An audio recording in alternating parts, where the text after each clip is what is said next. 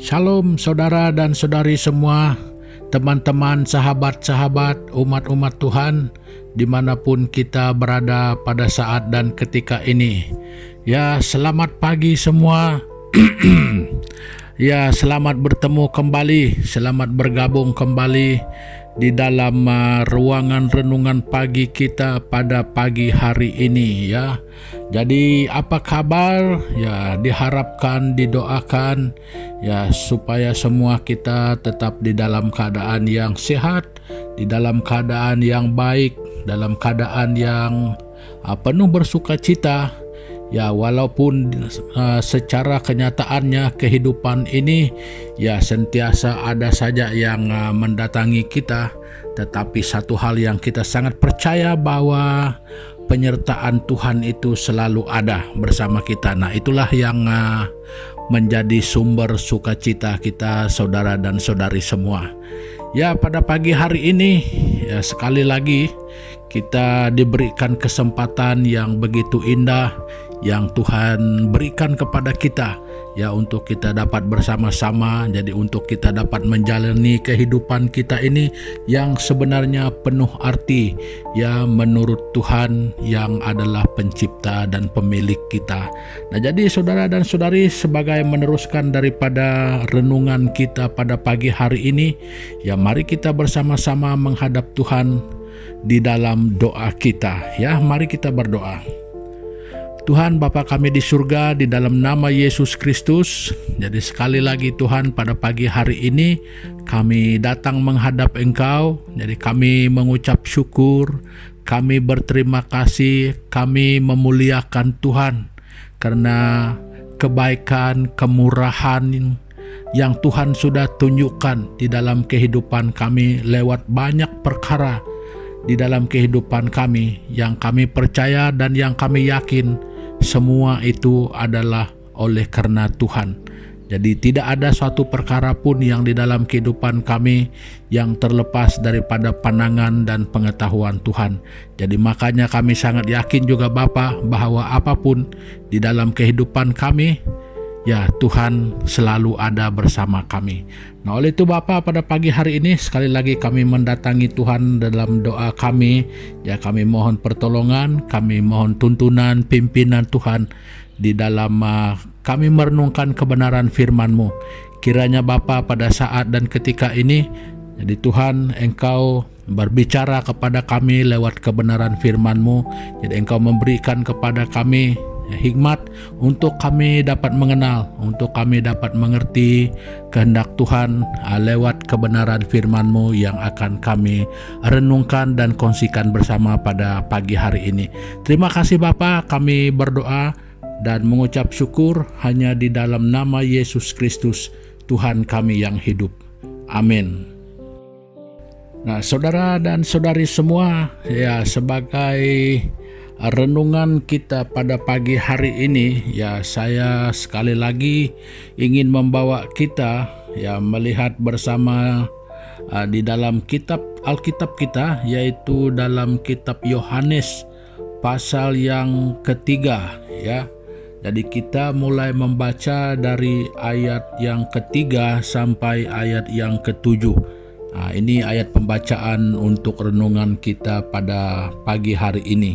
Nah, jadi ini adalah bagian firman Tuhan yang sangat biasa kita baca, yang sangat biasa kita dengar. Nah, tetapi pada pagi hari ini ya saya ingin membawa kita melihat satu hal ataupun daripada satu sudut pandang yang perlu kita tahu ya. Nah, jadi kita membaca dari ayat yang ketiga, Yohanes pasal 3, kita membaca dari ayat yang ketiga sampai ayat yang ketujuh. Nah, jadi begini bunyinya. Yesus menjawab, katanya, "Aku berkata kepadamu, sesungguhnya jika seorang tidak dilahirkan kembali, ia tidak dapat melihat kerajaan Allah." Kata Nikodemus kepadanya, "Bagaimanakah mungkin seorang dilahirkan kalau ia sudah tua? Dapatkah ia masuk kembali ke dalam rahim ibunya dan dilahirkan lagi?" Jawab Yesus, "Aku berkata kepadamu, sesungguhnya jika seorang tidak dilahirkan dari air dan roh, ia tidak dapat masuk ke dalam kerajaan Allah. Apa yang dilahirkan dari daging adalah daging, dan apa yang dilahirkan dari roh adalah roh. Janganlah engkau heran, karena aku berkata kepadamu, kamu harus dilahirkan kembali." Nah, jadi saudara dan saudari, tema yang saya angkat daripada pembacaan firman Tuhan pada bagian ini adalah general overhaul. Ya, general overhaul. Ini pagi ini kita menggunakan bahasa mekanik ya, orang yang biasa bekerja memperbaiki kendaraan. Nah, jadi orang yang biasa bekerja ataupun orang yang memandu kereta ataupun mobil ya. Nah, jadi sama ada mobil-mobil yang kecil, kereta-kereta kecil, lori sekalipun, jentera-jentera berat sekalipun, ya semua itu kalau diperlukan ya harus melalui proses overhaul ya. Nah, jadi apa maksudnya overhaul ya? Nah, jadi kerja-kerja overhaul ini sebenarnya adalah ini selalunya di bagian engine ya. Nah, jadi kerja overhaul ini mereka ini buka semua komponen-komponen engine kita itu. Nah, jadi mereka buka habis itu engine, lalu mereka kasih bersih dia. Kemudian kalau ada bahagian yang rosak, dia digantikan. Nah, yang rosak itu ganti, jadi yang mungkin sedikit rosak pun diganti juga. Dan setelah selesai yang digantikan itu sudah dibersihkan, makanya dipasang kembali. Nah, jadi setelah dipasang itu, jadi dia semuanya harus diselaraskan. Nah, ini selaraskan maksudnya semuanya akan disetting kembali. Nah, sehingga nanti pencapaian engine itu secara maksimal. Nah, jadi seperti baru. Nah, engine itu tetap engine yang lama dulu, tetapi setelah mengalami overhaul, nah setelah digantikan bagian-bagian tertentu, sudah dibersihkan, dipasang kembali, disetting baik-baik. Nah, jadi performanya, kata orang dia punya pencapaian engine itu, dia punya kekuatan ya, semua seolah-olah baru ya, yang walaupun engine itu sebenarnya engine lama ya, engine asli ya, bukan lama, yang aslinya. Jadi bukan yang baru, tetapi pencapaiannya seperti baru. Nah, jadi itu yang saya ingin katakan tentang overhaul. Nah, jadi kenapa pula perlu overhaul? Bila itu kita perlu overhaul itu engine. Nah, jadi ketika engine itu sudah kurang pencapaiannya ya, tidak seperti dulu lagi, mungkin dia lemah ya, pencapaiannya kurang baik, mungkin mudah panas, jadi ada juga yang bocor. Jadi sesuai di mana bagian kerusakan, kelemahannya, jadi memerlukan overhaul. Jadi sehingga meningkatkan prestasinya. Nah, jadi keperluan overhaul itu ketika engine itu kurang prestasinya. Nah, jadi begitulah secara umumnya tentang yang dikatakan overhaul ini. Nah, jadi saudara dan saudari semua, itulah yang ingin saya bawa kepada kita sebagai renungan kita pada pagi hari ini. Jadi saya ingin menggambarkan ya, saya ingin menggambarkan bahwa kita ini seumpama engine itu ya. Kita manusia ini seumpama engine itu. Nah, jadi ketika prestasi kita, ya kita harus ingat ya bahwa pada mulanya ketika Tuhan menciptakan itu kita, nah jadi Alkitab mengatakan bahwa kita itu diciptakan menurut gambar dan rupa Allah. Nah, jadi pun gambaran tentang apa sekalipun, ya kita itu tetap mempunyai satu prestasi yang ada persamaannya. Nah, ada ciri-cirinya yang sudah Tuhan berikan kepada kita. Nah, tetapi setelah kita berdosa, nah ini prestasi kita mulai menurun. Nah, itu yang dikatakan di dalam kitab Roma. Ketika kita sudah berdosa, kita hilang kemuliaan Allah. Nah, jadi itulah maksudnya kita sudah turun prestasi, kita sudah tidak seperti yang original dulu. Berarti kita sudah banyak masalah. Ya, ketika kita berdosa. Nah, lihat saja. Mungkin saya lain masalah, kamu mungkin lain. Ya, tidak mungkin sama. Jadi ada juga bagian-bagian yang sama masalah. Nah, mungkin ada 2-3 masalah. Satu mungkin sama, yang kedua mungkin tidak. Nah, itulah yang terjadi dengan seluruh manusia ketika kita berdosa.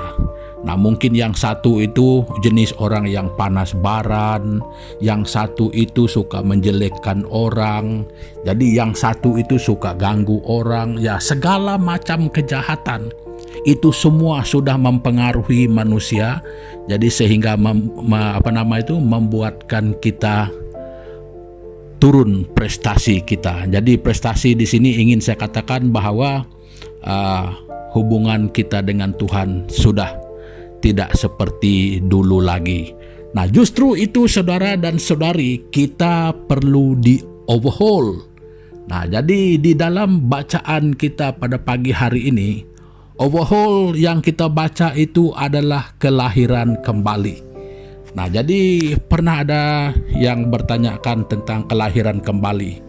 Di sini kita melihat bahwa kelahiran kembali itu, ya kenapa tidak menggunakan hal yang lain? Kelahiran kembali. Bagaimana mungkin hal itu berlaku, kata Nikodemus. Ya, orang yang sama, kita ini harus dilahirkan kembali. Jadi dengan kata lain, saya menyingkapkan ini sebagai overhaul. Orang yang sama tetapi harus mengalami satu proses pemulihan, ya, karena daripada overhaul itu tujuannya adalah untuk memulihkan prestasi. Ya, jadi kita itu perlu dipulihkan secara total. Nah, jadi di bagian ini itulah sebabnya dia menggunakan dilahirkan kembali. Itu berarti merangkumi seluruh, tidak ada yang tertinggal. Nah, jadi itu sebabnya menggunakan kata lahir kembali supaya keterlibatan keseluruhan tentang diri kita, ya, bukan hanya separuh-separuh. Nah, jadi apa yang berlaku pada kita, saudara dan saudari, baik orang Kristen, ya saya mau katakan orang Kristen dulu, ya sebab memang untuk yang tidak Kristen, jadi mereka belum pernah mengalami hal ini. Nah, jadi yang dikatakan pembaharuan ini, overhaul ini, pemulihan ini, bagi kita orang Kristen, kebanyakan, ya saya ingin katakan ini, bukan saya menghakimi. Masalah kita adalah kita tidak membenarkan overhaul itu berlaku secara keseluruhan. Ya, coba lihat saja. Kita hanya mau menyerahkan kepada Tuhan bagian yang hanya rosak saja, yang sungguh-sungguh rosak tidak dapat kita kendali. Bagian lain kita tidak mau. Saya bagi contoh ya. Ya, kalau sudah punya sakit berat, hanya ketika itu dia bersungguh-sungguh berdoa kepada Tuhan minta supaya penyakit itu dipulihkan. Jadi bagian-bagian lain di dalam kehidupannya dia masih mau kontrol sendiri. Dia masih mau pasang secara sendiri. Yang dia serahkan kepada Tuhan hanya mau kesembuhan. Ada orang yang hanya suka berkat secara material. Jadi yang lain tidak mau. Dia masih mau kendalikan sendiri. Pikirannya, hatinya, mulutnya, ya itu semua masih tidak diserahkan sepenuhnya. Jadi itu bukan overhaul, itu bukan lahir kembali, itu bukan pemulihan. Itu hanya berlaku pada bagian-bagian tertentu saja. Nah, jadi apabila hal ini berterusan dan tidak diubahkan, saudara dan saudari, itu sebabnya kita melihat kadang-kadang dan juga sering kali bahwa masalah orang itu dulu itu juga, sekarang itu juga, bahkan orang itu sering kali turun naik, jatuh bangun. Kenapa? Ya, tidak pernah berlaku overhaul yang sepenuhnya, tidak pernah berlaku pemulihan itu sepenuhnya. Coba kita lihat di dalam ayat yang kelima dengan ayat yang keenam. Aku berkata kepadamu, sesungguhnya jika seorang tidak dilahirkan dari air dan roh, ia tidak dapat masuk ke dalam kerajaan Allah. Apa yang dilahirkan dari daging adalah daging, dan apa yang dilahirkan dari roh adalah roh. Nah, inilah maksudnya tadi saudara yang saya maksudkan dengan di mana bagian yang rosak itu akan digantikan, di mana yang membuat kurang prestasi itu dibersihkan. Jadi karena diberikan seluruhnya, makanya keseluruhan engine itu ya memang dipulihkan seluruhnya. Nah, jadi yang sedikit-sedikit pun diganti dan dibaiki, dibersihkan. Nah, jadi disinilah berlaku sebenarnya overhaul. Jadi yang dulu merupakan penyumbang kepada masalah kenapa engine itu tidak berprestasi baik, sekarang seperti yang dikatakan dalam ayat 5 dan 6 itu, sekarang semua itu dibereskan karena seluruh engine itu di overhaul. Nah, sehingga pada akhirnya prestasinya kembali pulih. Nah, demikian saya dan saudara, ketika kita menyerahkan keseluruhan hidup kita, ya jangan separuh-separuh, baru kita sungguh-sungguh mengalami apa yang dikatakan kelahiran baru. Ini mau sedikit sebahagian, bagaimana bahagian yang lain? Mungkin di bagian kehendak kita tidak ingin Tuhan merubah itu, karena kita menginginkan yang seperti itu. Oh, kita ingin kesembuhan saja, kita ingin berkat saja, kita ingin pimpinan begitu saja. Tetapi kita tidak mau menyerahkan bagian hati kita yang sesungguhnya, pikiran kita yang bagaimana. Jadi tidak berlaku keseluruhan. Nah, itu yang saya katakan tadi itu. Juga tidak berlaku kekristenan itu menyeluruh dalam hidup kita. Ya, mungkin kita hanya menjadi Kristen orang yang secara rutin saja, ya tiap minggu ke gereja. Tetapi prestasi kekristenan secara keseluruhan ya tidak terlalu berlaku. Ya, jadi saudara dan saudari, jangan pandang enteng ya. Jangan pandang enteng. Jadi ini kita harus perlu bertindak. Nah, saudara dan saudari semua, mari kita lihat. Ya, sekali lagi saya katakan, mari kita dengan jujur dengan diri kita sendiri. Sudahkah kita menyerahkan seluruh kehidupan kita ini? Maksudnya seluruh, tidak ada yang tersisa tentang diri kita kepada Tuhan sebenarnya. Itu termasuk semua keinginan kita. Ya, apa saja tentang diri kita yang tidak tersisa, maksudnya seluruhnya. Supaya kita dikendalikan oleh kebenaran dan roh Tuhan. Jadi itu yang akan mengubah, itu yang akan memulihkan kita ketika kita dikendalikan oleh roh Tuhan. Nah, jadi saudara dan saudari semua, marilah kita sekali lagi saya katakan dengan jujur, apakah kita sudah menyerahkan sepenuhnya keseluruhan hidup kita kepada Tuhan, supaya kita dipulihkan, supaya kita diubahkan. Kalau belum, saudara dan saudari, jangan berhenti di sini, jangan merasa tersinggung, tetapi bersyukurlah. Karena kita, ini adalah kesempatan kita untuk sungguh-sungguh dipulihkan, untuk sungguh-sungguh mengalami Tuhan itu di dalam kehidupan pribadi kita. Nah, saudara dan saudari, ya sampai di sini dulu ya untuk pagi hari ini. Ya, sebagai menutup daripada renungan kita dan persekutuan kita pada pagi hari ini, ya mari kita berdoa bersama-sama. Tuhan Bapa di surga, di dalam nama Tuhan Yesus Kristus, terima kasih pagi hari ini Bapa, karena memperingati kami tentang perlunya kami di overhaul, ya, perlunya kami dipulihkan sepenuh-penuhnya. Nah, jadi untuk itu Bapa, kami sangat bersyukur pada pagi hari ini di atas kebenaran firman-Mu, yang mana sebenarnya Tuhan sangat mengasihi kami. Itulah sebabnya Tuhan berbicara kepada kami, supaya kami sungguh-sungguh mengalami pemulihan itu. Karena sesuai dengan kebenaran firman-Mu, tanpa pemulihan yang total, kami tidak mungkin melihat kerajaan Allah. Nah, jadi untuk itu Bapa, ini kerinduan hati kami, supaya kami sungguh-sungguh dipulihkan, supaya kami sungguh-sungguh mengalami pemulihan itu di dalam kehidupan pribadi kami. Oleh itu Bapa, tolong setiap pribadi kami, supaya kami mempunyai satu kemampuan, komitmen dan inisiatif, kerinduan yang sungguh untuk menyerahkan diri kami kepada Tuhan, supaya Tuhan bekerja sesuai dengan kehendak Tuhan di dalam hidup kami.